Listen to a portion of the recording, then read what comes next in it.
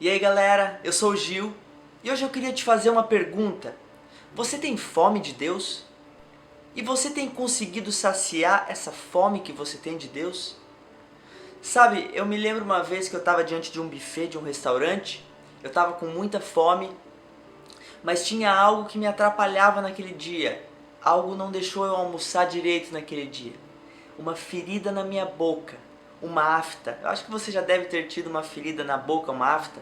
Sabe quanto é ruim, o quanto atrapalha, o quanto uma coisinha tão pequena tem um poder tão grande de fazer a gente não ter prazer no almoço, de fazer a gente terminar o almoço com fome, porque a gente tenta, mas aquela ferida atrapalha demais.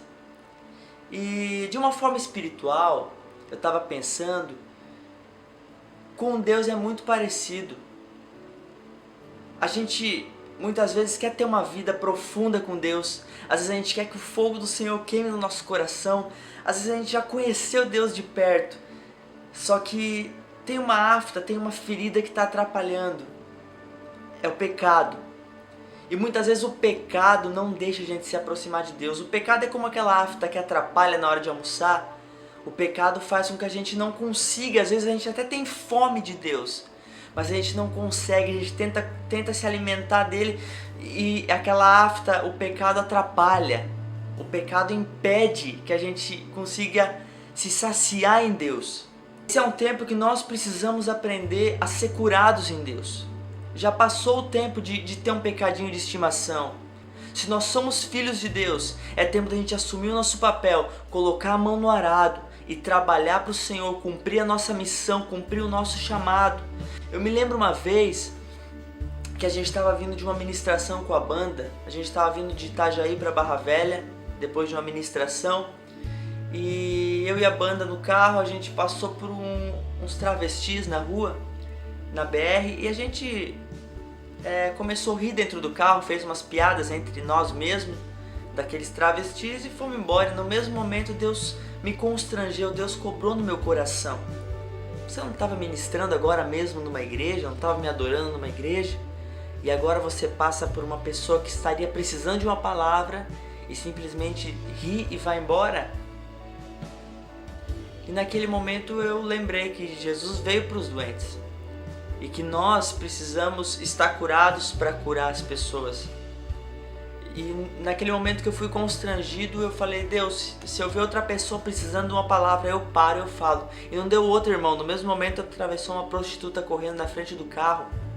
Eu parei o carro sem saber direito o que eu ia fazer.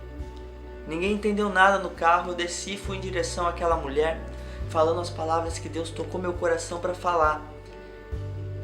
E naquele momento que eu ia em direção a ela falando aquelas palavras, ela começou a chorar no mesmo momento. E eu abracei ela, falei de Jesus, falei do amor de Deus e fui embora.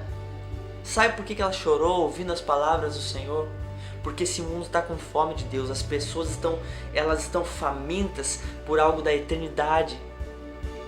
E eu e você precisamos estar curados para trazer essa comida, para levar essa comida espiritual. É uma responsabilidade grande. Nós precisamos estar curados para levar essa cura para as pessoas, para que elas possam se alimentar também dessa comida espiritual. Jesus é o pão da vida e você sabe que isso é de graça, cara. É de graça, não precisa pagar nada. Para a gente se alimentar do pão da vida, para a gente ter um lugar na eternidade, é de graça. Só precisamos de fé, só precisamos guardar aqui dentro essa fé inabalável. Só precisamos ter uma vida diária com Deus, para a gente ter o nosso coração saciado, para a gente ter a paz que excede o entendimento dentro de nós. João 6,35 diz: então Jesus declarou: eu sou o pão da vida, aquele que vem a mim nunca terá fome, aquele que crê em mim nunca terá sede. Tenha fome de Deus, tenha fome de Deus todos os dias, mate qualquer ferida que queira te impedir de ter uma vida com Deus.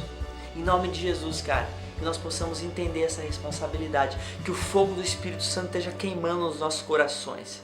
A gente só vai conseguir cumprir essa missão se o fogo estiver queimando nos nossos corações.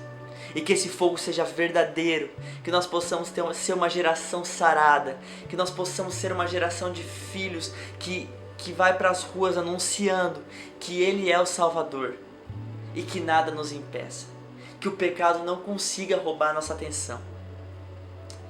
Em nome de Jesus, cara, ide e pregai o Evangelho a todas as nações.